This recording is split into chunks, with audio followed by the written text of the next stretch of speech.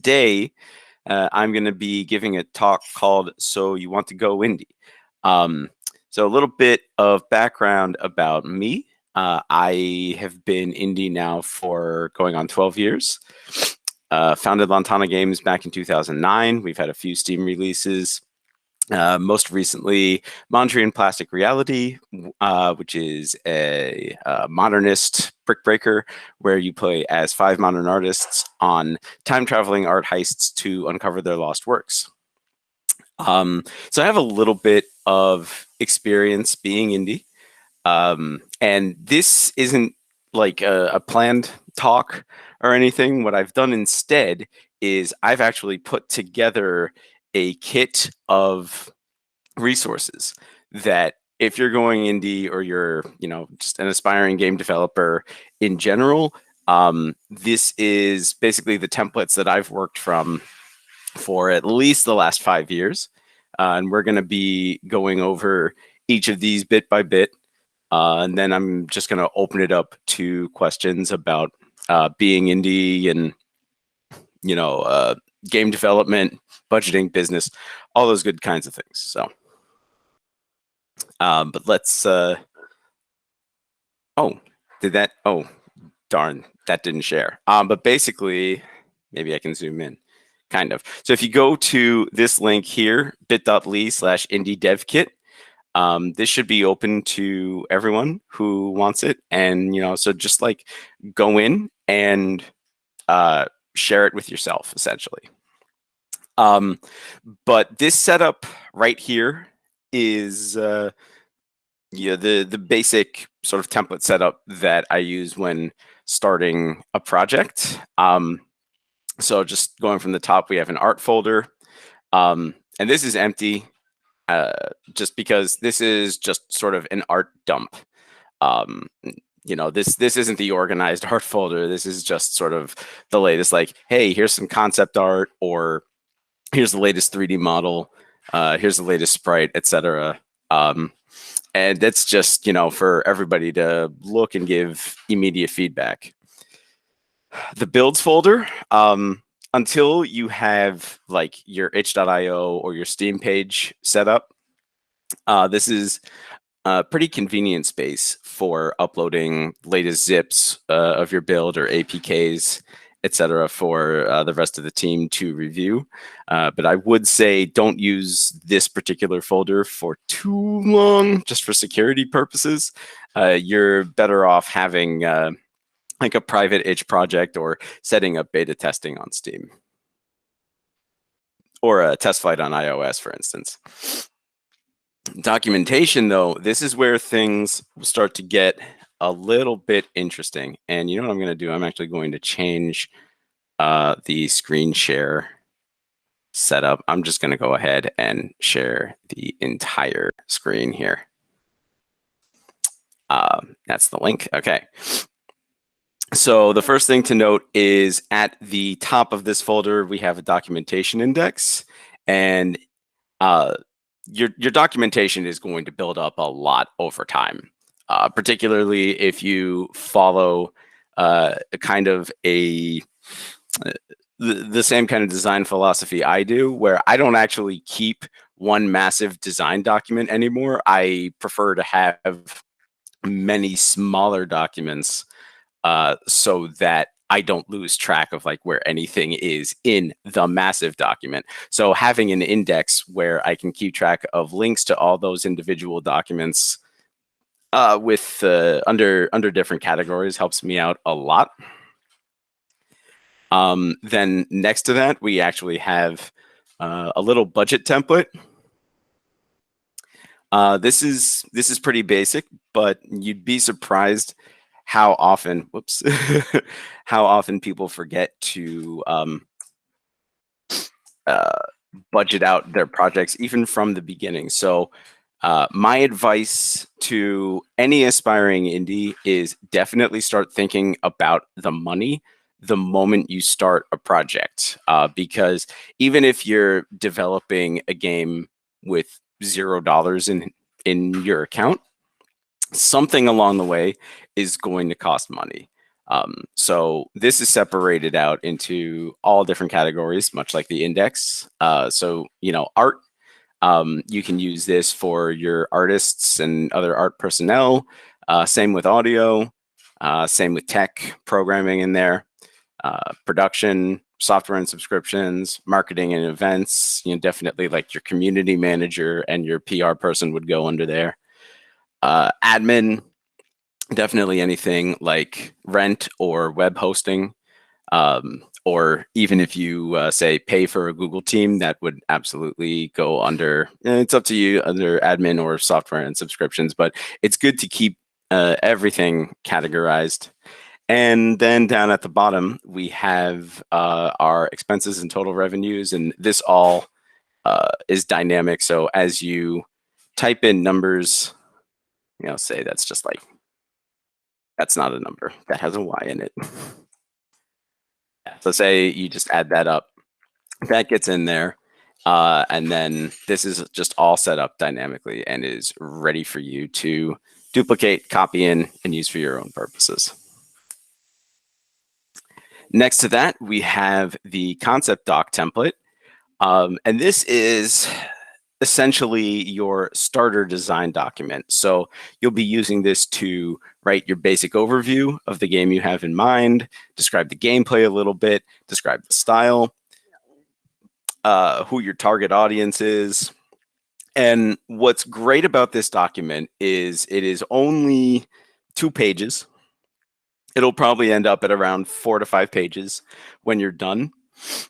But it's going to give you a very concise overview of the kind of game you have in mind that you want to develop. And you can use this document very quickly.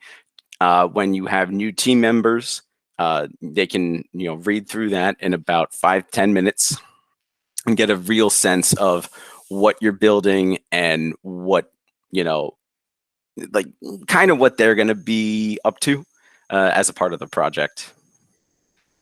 So yeah, then price point, you can talk about, whether your game is premium, whether it's free to play, microtransactions, subscription, that's completely up to you there.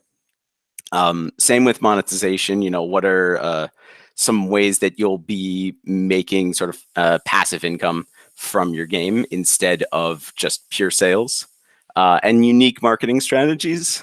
In my experience, just advertising your game on social media is not going to take it nearly as far as thinking of something that no other game is doing or few other games are doing. So things like maybe you want to make an ARG, alternate reality game, to kind of go along with it as a way to entice people to find out more about what you're making. Maybe you want to talk about the different kinds of expos that you'll be there. Like if you're making, say, a racing game, maybe you want to bring your game actually to some races as opposed to just, PAX, E3, or BostonFIG. So this is a nice place for you to think outside the box as to how you want to find people in your target audience. Technical specs, obviously, you're not going to have all the details of what your game is going to need to run. But when you're starting out, you should have a general idea of the kind of platform that will run your game. So if you say want to make a mobile game, under minimum system requirements, you can say iPhone 10, iPhone 11, Android, Galaxy S9, 10, 20. Are you going for something top of the line, or are you going, targeting hardware that might be a little bit older in order to have a larger install base? Same goes for PCs. Like, are you targeting laptops, or are you targeting high-end, hardcore gamer desktops with, RTX on and everything? So it's good to just like jot down those notes of the kind of platforms that you want to be able to run your game and run them well. So at the very least, how to optimize your game while you're making it instead of making that kind of an afterthought. Similar games, again, very, very important, particularly when it comes to marketing your game. No game is 100% brand new. There are influences from it somewhere. And being able to write down games that are similar to yours will also give you a good sense of how did they sell? What were their target audiences? What were some tricks that they did to make their game, successful and very playable? Maybe there's even behind the scenes documentaries that you can watch on how they developed it and some of the techniques that they use to get it out the door. Those are the kinds of things that can really help you move your project along. Budget, again, there's the budget spreadsheet that you can use there. So if you want, you can just drop a link to your budget spreadsheet in there, or you can make sort of a mini budget table in here if you want. You can go into detail about where you'll be spending money in development. That's kind of up to you. And then contact info right at the end, just to make sure that anybody who reads this, like members of your incoming members of your team or prospective publishers can see this and be able to get in touch with you right when they get to the end of the document. And then finally, in the documentation folder, we have the game pitch template. And again, this is a short and sweet template. Just put your title in there by, your name or your studio name. The first frame is the game statement. This is your elevator pitch, just like 1 to 2 sentences. What is your game? Talk about the genre, the setting, ever so slight embellishment, because you don't want to just, when you're making your pitch, you don't want to come on completely dry and make it sound boring. No, this is a game. You want it to sound, exciting enough. You don't want to like hype up the publisher, obviously, but you do want to give some indication that you are excited about what you're making. And this is a good place to include some screenshots of what you're working on, or even some concept art. So the next frame is the pillars, or a little more specifically, the what, how, and why, or your atmosphere, gameplay, and artistic vision. So just very succinctly, like, what does the game look and feel like? How does it play? What are some of the like core mechanics, dynamics, aesthetics? What's like the core MDA framework of everything going on in here? And just like give me like the bare rundown of what you're working on right here. Key info, pretty similar to what's in the concept doc template, actually. So, list your platform. What are you targeting? Is it mobile? Is it console? Is it PC? Even tabletop, honestly. What, genre, obviously indies love to break genres and think outside the box. Just contain yourself into the box ever so temporarily. Expected release date, is this a game jam that you're only going to be working on for 2 weeks to a month? Is this a medium-sized project, so like 6 months to a year, and then you're just going to get it out the door? Or is this a big-time project that you're essentially targeting next gen systems on, and you'll be spending the next 5 years to a decade developing? I mean, it's all fine. Player count, is it single player? Is it multiplayer, couch multiplayer, online? Write that right there. Game length. Again, this is, all this is completely up to you. Some games take an hour to play. Some games are infinitely replayable. So do like a best guess here. I wouldn't go too overboard. For instance, I've put nearly 300 hours into Sea of Thieves. If I were writing the Sea of Thieves pitch deck, I would not write that the game length is 300 hours. Microsoft would have looked at that and been like, okay, no, that's just silly. That's a silly amount. Instead, if you are making a game that is, infinitely replayable like that, I would put something more along the lines of like 20 to 30 hours to sound, more like a serious RPG range. And then your 8 to 10 hour range is like basic, good, solid game. And then 1 to 2 hours is like, this is just a really small, maybe narrative driven experience that we want everybody to be able to check out. Key creatives, bankable expertise. So essentially the personnel behind it, and sum up their resume, or like the experience portion of their resume, in one sentence a piece. And an at-a-glance summary, similar competing products or other forms of media. Again, this was already in the concept document, so you should have that written down already. What are some similar games to what you're making? Gameplay.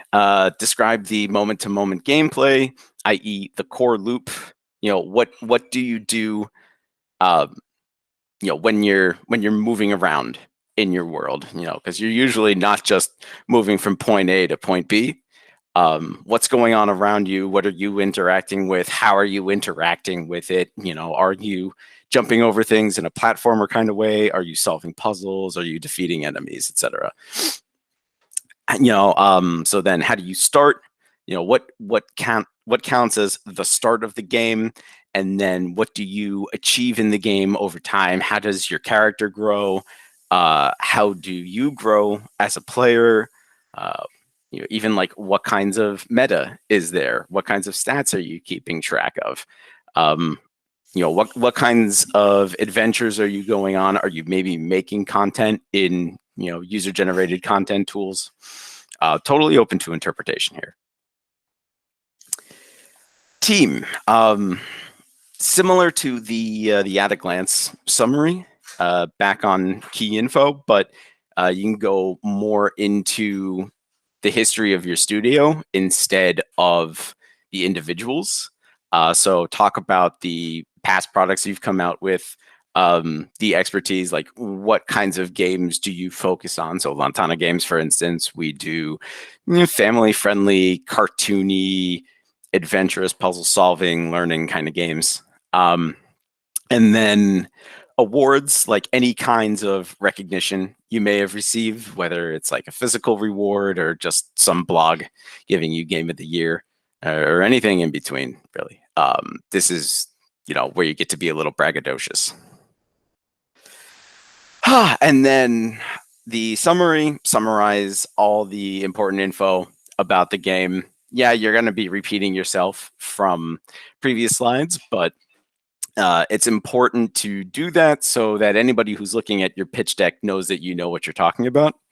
And then again, screenshots, video, or some kind of evocative image of the game really give a sense of the aesthetic of what anybody who's reading your pitch deck would be getting into. And then again, contact info, email, phone, website, right at the end there. So 8 slides, super simple. And this is just a template, so please fancy it up. This is just white background, gray text. That isn't going to cut it. Say for publishers and whatnot, you need to bring some style into this pitch deck. Ideally, have that style match the game you're working on. So yeah, when you duplicate this for yourself, my recommendation is to keep the template around and then duplicate the template again, and then style that one up for your game. But that is the documentation folder in a nutshell. That's probably the most important one you're gonna have. The marketing folder, again, this is kind of a dump. There's a lot of different stuff you can do in here depending on your marketing goals. You could say create a spreadsheet with tweets that you want to put out and schedule and stuff.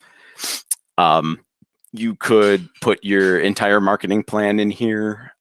You could create folders of different kinds of marketing images that you'd use. For instance, your Steam image capsules. So again, feel free to use this particular folder however you want.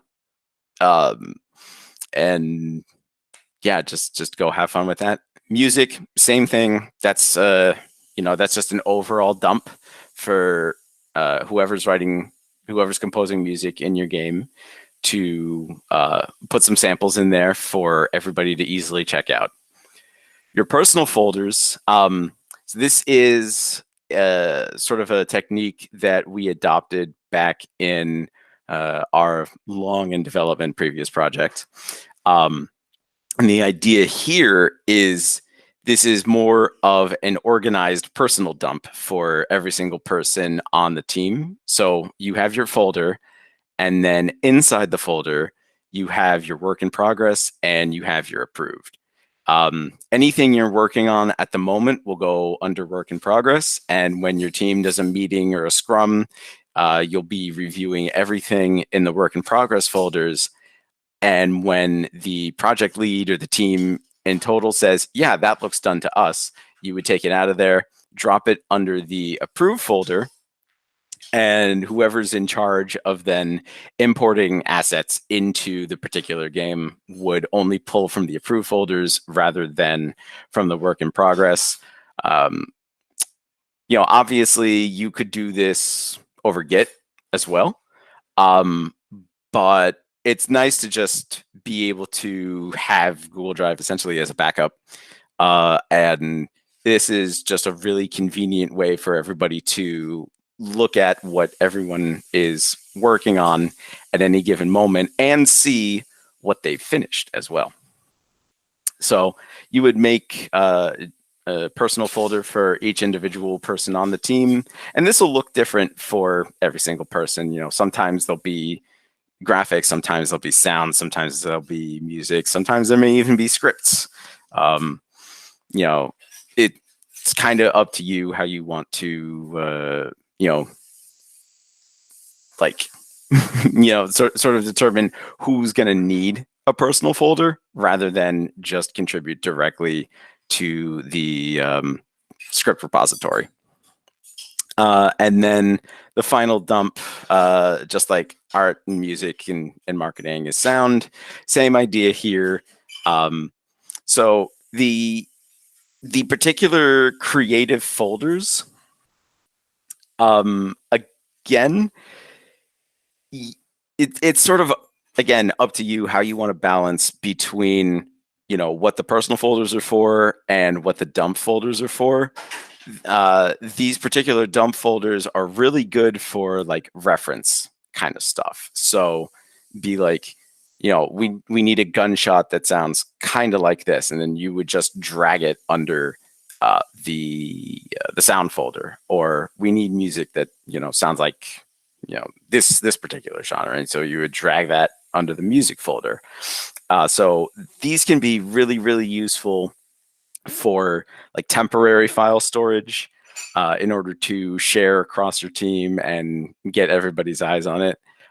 Or you can use it for full game assets if you really need to, and you don't want anybody digging in through the personal folders to try to find who uploaded what. Just opening this up and seeing the most recent, that can be really, really convenient. So finally, underneath all that is the business plan template. And much like the concept doc, the business plan is obviously going to change over time. I found, especially in this last year, you can end up pivoting a lot. And, if you find yourself working under sort of one idea of what your business is for an extended period of time, and it's not working out the way you wanted to, come back into the business plan and edit it up. But I think overall, it's good to have this in place so you have at least some sense of where you're going. So the executive summary, I like to write this last, actually. This is the big summary of everything that's going to be in the rest of this document, but it is the what, when, where, why, how, and who of your business. And it's just going to sum everything up, but not the most important thing. Your business focus is probably the most important thing. So, for instance, your mission statement, what do you do and why do you do it? This is your really quick summary of what you're up to, business details, your day-to-day operations, professional support, personal profiles, operations. Those are just all your different people. So your professional support is the people outside. The operations, that's the sort of executive side, if you have that. Your personal profiles, who the rest of the team is. Operation cycle is your schedule, how you're actually planning to make money, and then your aims and objectives. I like to think of things in sort of like short-term, medium-term, and long-term goals. Obviously, these are going to change depending on like market circumstances and competition. But it's good to at least jot something down here so you're not just completely swimming without, any kind of island destination in mind. Your market research, again, you've probably already done this in your concept document and your pitch, so you can literally just write in some studios and some games that are similar to what you're working on. Evidence of customer demand. This is actually pretty darn easy to find. All you have to do is just look up those competing products and then, find something on Gamma Sutra about how well they did. And then boom, there's your evidence of demand right there. Competitor profiling, just, details on any studios who are making similar works to yours, and how they operate. And then if there are things that that you can do better than they do, put that down there as well. SWOT analysis. This is my personal favorite part of writing any business plan. This is your strengths, weaknesses, opportunities, and threats. So, strengths, what do you do the best? And, just like your initial advantages, and when you get running, what are you going to be, going full gas on when you get going? Your weaknesses, this can be tough to write, but, you have to bite the bullet. Nobody's perfect.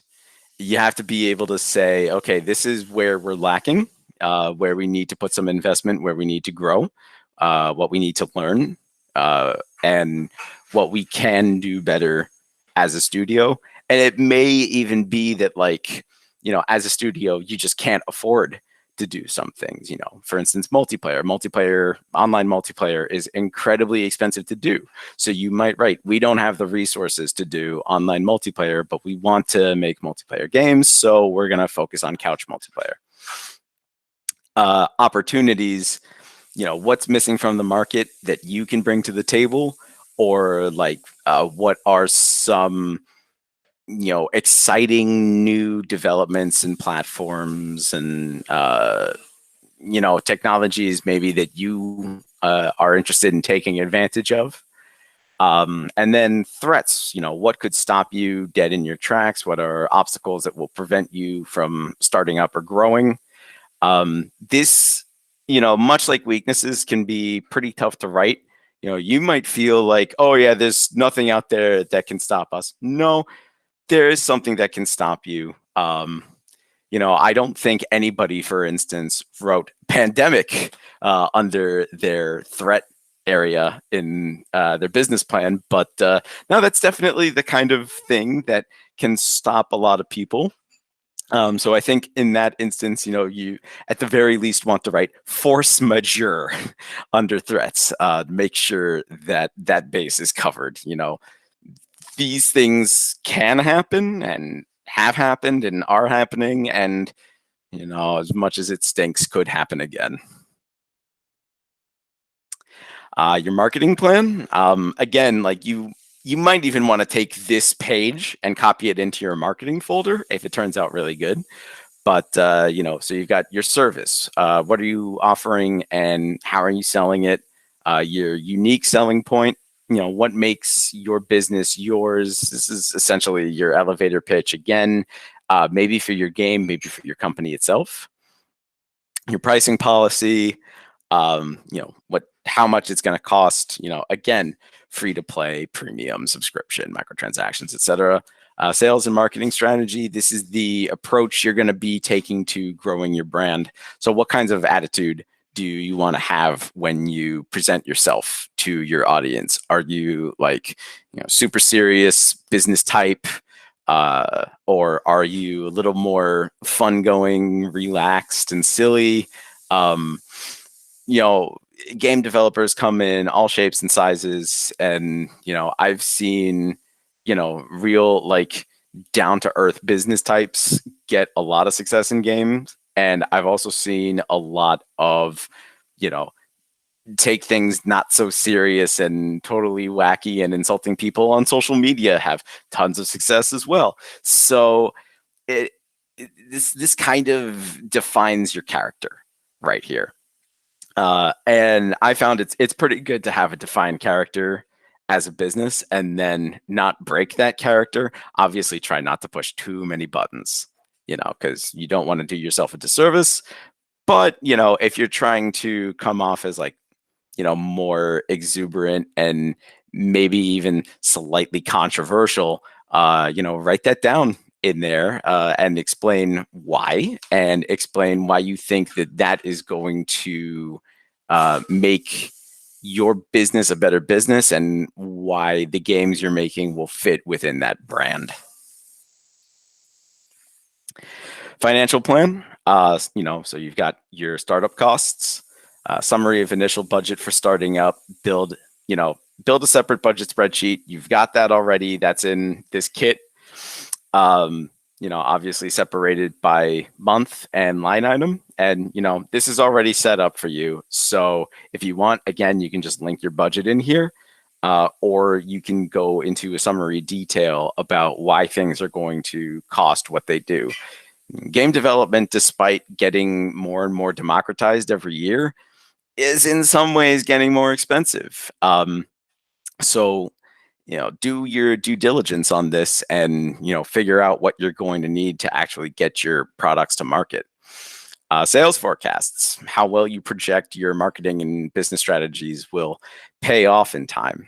You know, this can be pretty difficult, but there are resources out there that can show you, for instance, how profitable certain Steam tags are, or you know, you can find articles at gamesindustry.biz or on Gamma Sutra, or even like Polygon Kotaku on how well particular games did.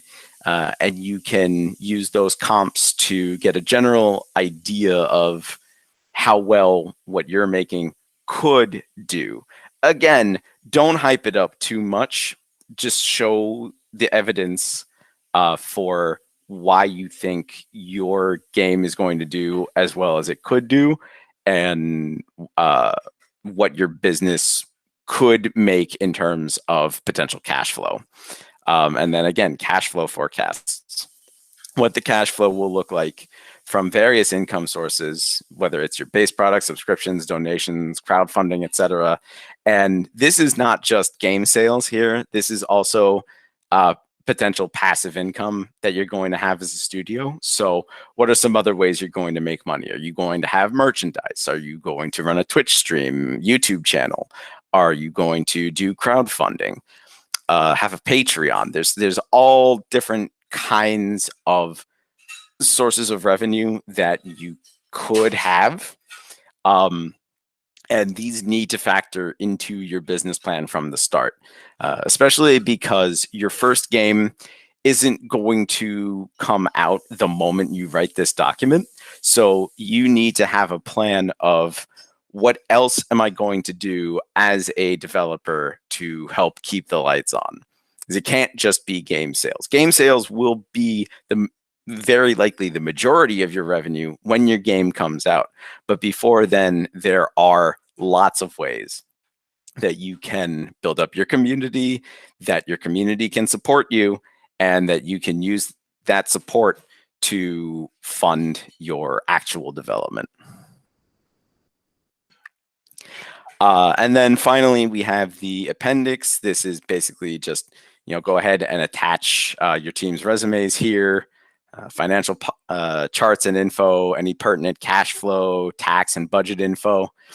If you have, essentially like documentation from your bank that will, show potential investors that like, yeah, we have income and our spending is low and our revenue is high.